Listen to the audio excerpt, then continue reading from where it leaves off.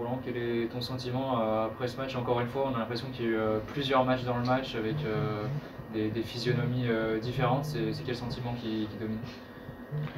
Ouais, un sentiment particulier, déjà quand même positif parce qu'on reste sur une dynamique positive. En plus, on est mené, on est capable de revenir au score, donc et pas l'inverse. On mène pas au score et on se fait remonter. Donc positif parce qu'il y a encore une force de caractère, même si aujourd'hui, voilà, j'ai trouvé que le contexte général a fait qu'on a manqué d'énergie. Je pense que le terrain, voilà, tout ça nous a donné des difficultés. Je trouvais que voilà, pour la première fois depuis pratiquement le début de saison, je trouvais qu'on a un peu pioché sur la fin de match. Alors peut-être parce qu'on a mis beaucoup de débauche d'énergie ces derniers temps, parce qu'on a eu pas mal de malades aussi les 2 dernières semaines, et que je pense que voilà, le terrain est très très sec et que ça demande beaucoup de concentration, beaucoup d'énergie pour pouvoir justement, quand on est mené au score, essayer de revenir dans la partie. Ces explications, ça peut aussi expliquer cette première mi-temps avec peu de rythme. On a senti que vous laissiez un peu endormir, entre guillemets. Vous n'arriviez pas à déborder ce bloc de Paris 13. Ouais, après on a eu un bloc qui était très bas. On a pris énormément de risques justement parce qu'on a la volonté justement de tenter des choses et voilà, on est pris sur des situations de contre, mais voilà, pas volontairement, mais en tout cas on voulait justement travailler sur les côtés, leur faire mal et je pense que voilà, euh, c'est entre un manque de justesse technique et le terrain, je répète encore, qui nous empêchait de justement après développer. On faisait bien, on étirait bien l'adversaire sur les côtés, mais on manquait de mouvement et de justesse technique pour vraiment les déséquilibrer.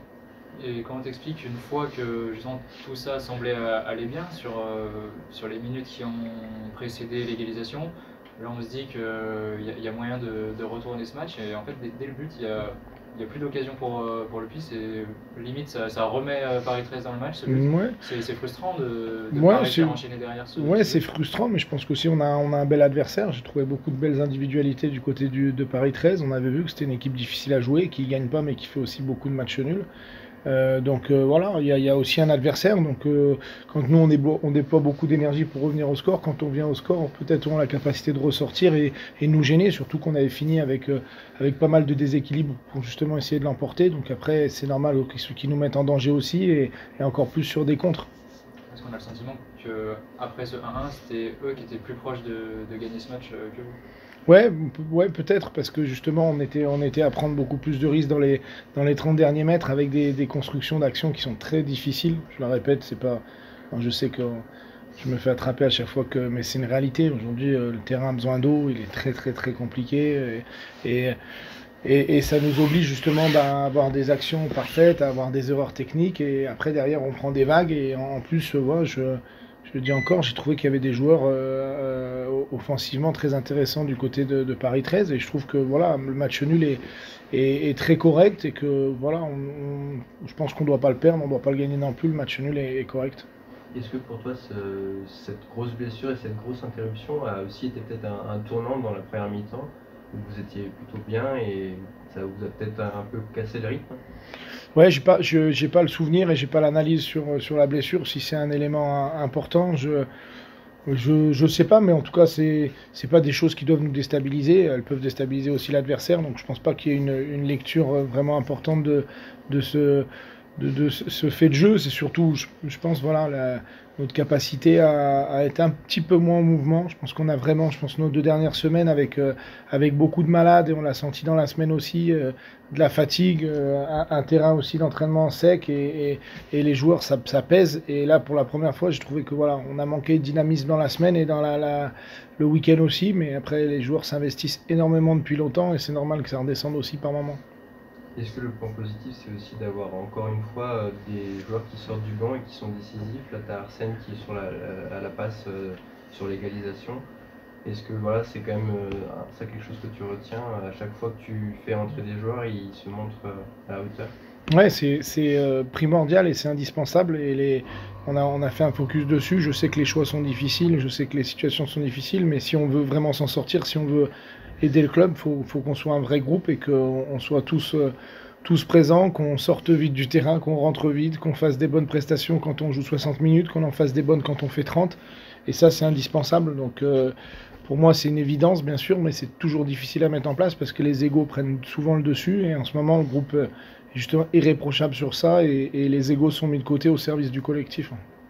C'est bien aussi pour Bilal, c'était sa première, on l'a vu percutant, vouloir tenter des choses sur son côté. J'imagine que tu es satisfait de son entrée. Ouais, je suis très très content, surtout de son attitude. Voilà, on a eu des moments difficiles au début et il prend conscience et c'est toutes les étapes qu'il doit passer. Donc si on a pu lui apporter ça, je suis très content et il réagit très très bien.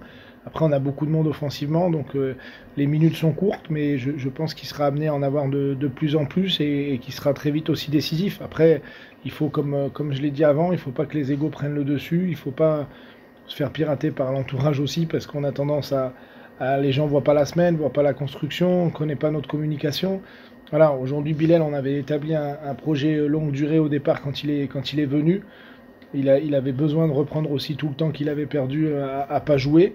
Et il a travaillé justement sur cet aspect-là. Et en ce moment, il a fait de gros progrès. Il est au service de l'équipe et je pense qu'il prend du plaisir aussi à vivre avec le groupe et à s'intégrer comme ça. Et les choses vont arriver naturellement.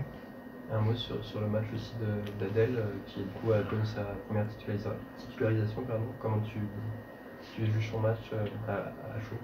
Adel, c'est très intéressant. Après, Adel a aussi une marge de progression et doit prendre du volume dans son jeu. Alors, c'est difficile à l'amener tout de suite. Quand on voit ce qu'il est capable de faire, c'est encore trop par intermittence. Voilà. Mais il a des vraies séquences dans le match où je pense en début de deuxième, où il prend le dessus sur l'adversaire, où il provoque, où il a des choses. Et à lui de prendre encore plus de volume et plus de place dans les matchs. Mais après, pareil, ça se construit. Sa première saison en national avec un temps de jeu difficile. Et je pense que voilà, il a un coup à jouer sur cette période-là.